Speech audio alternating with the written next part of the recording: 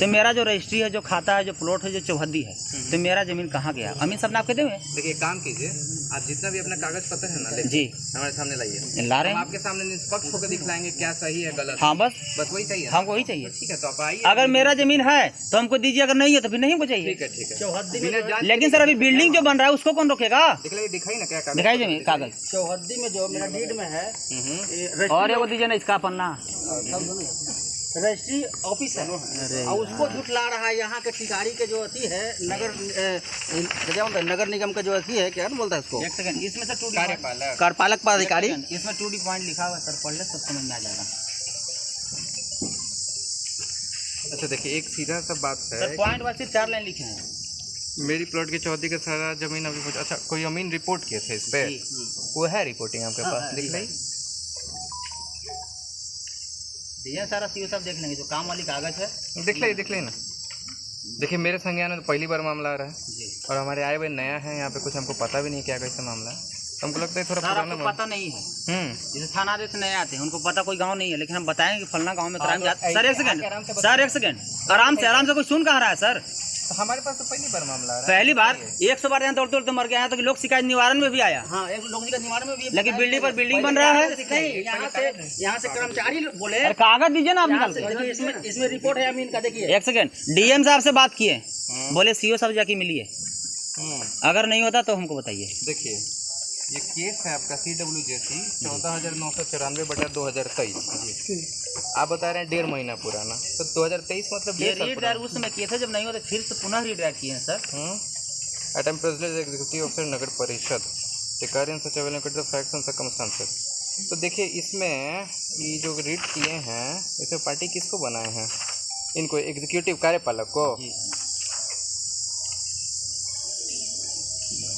सचिव भी समर्थन कर रहे हैं कि इनका रजिस्ट्री प्लॉट है, जो भवन निर्माण का सेक्रेटरी हैं वो समर्थन किए हमको हाईकोर्ट में कि इनका जमीन जो है रजिस्ट्री प्लॉट है।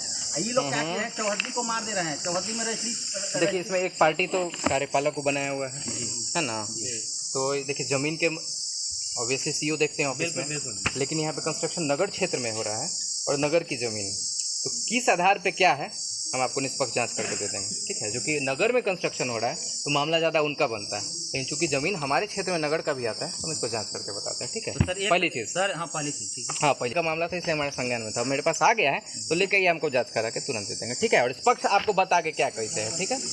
ये पकड़िए इसको, ये हो गया।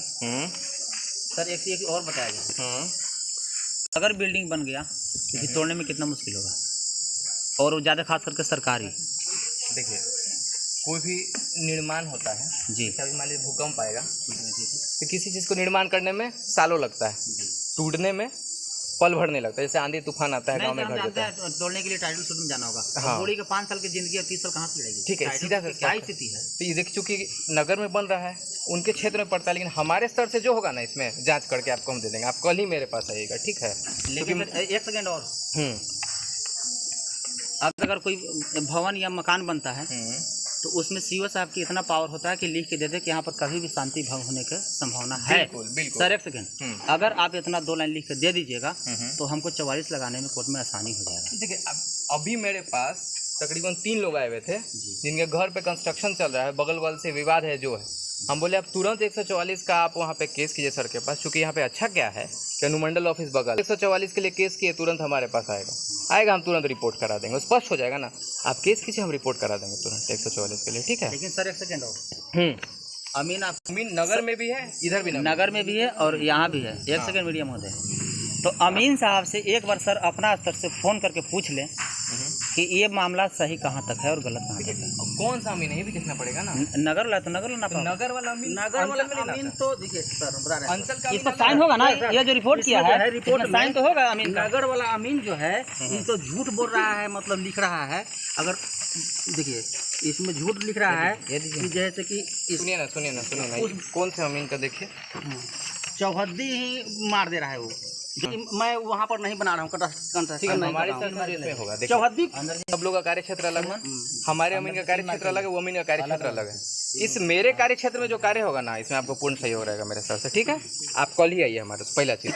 दूसरा चीज़ क्या कि अगर अमीन गलत जहाँ पे किया नहीं किया तो पुनः नापी का भी प्रावधान होता है, तो करा दिया जाएगा, ठीक है ना। तो हमारे सर से होगा सहयोग, करा सर, तो दिएगा। सरकारी अमीन जो है, देखिए शिकायत ये है कि पॉइंट पे सरकारी पे कोई कार्य कर रहे हैं नहीं कर रहे हैं, उसकी पुष्टि के लिए जा रहे हैं और उसमें कार्य लग रहा है, कार्य बढ़ेगा तो कहीं घाटा होता है। आपसे रिक्वेस्ट है, हाँ, तो सीओ साहब कितना पावर है कि अपना क्षेत्र में ये पता भी करवा ले, अपने से चिन्हित करे कि यहाँ भूमिहीन कौन कौन है।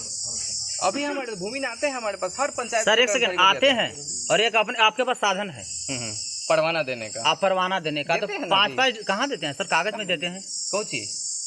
सर। हजारों डिसमिल जमीन फॉरवर्ड के द्वारा कब्जा कर लिया गया है। अब देखिए उस पे हम नहीं जाएंगे, आपका पर्चा दिया ऊपर कब्जा किया है सर, पर्चा अंचलाधिकारी का स्तर से दिया गया है। एक मामला मेरे सामने में यहाँ पे आया है, जैसे पर्चा मिलता है जी, आप लोग भी हैं, आप लोग के माध्यम से लोगों को बता देते हैं कि जैसे पर्चा आपको प्राप्त होता है ना, जैसे मान लीजिए हमको पर्चा मिला, तो मेरा सबसे पहले कार्य क्या होगा, पर्चा प्राप्ति के बाद उसके आधार पे अपना जाके डिमांड खुलवा लेना। अगर आप करेंगे क्या, जानकारी के अभाव में या किसी भी वजह से वो पर्चा आपके पास पड़ा रह जाएगा। जैसे हमारे पास 2-3 लोग आए हुए हैं, कुछ दिनों पहले आए थे, कि उनके पास पुराना पर्चा है 15-20 साल पुराना, लेकिन उन्होंने अपना ज़मीन पे डिमांड नहीं खुलवाया, तो उसको अवैध रूप से कोई रह रहा है चाहे खुलवा लिया है।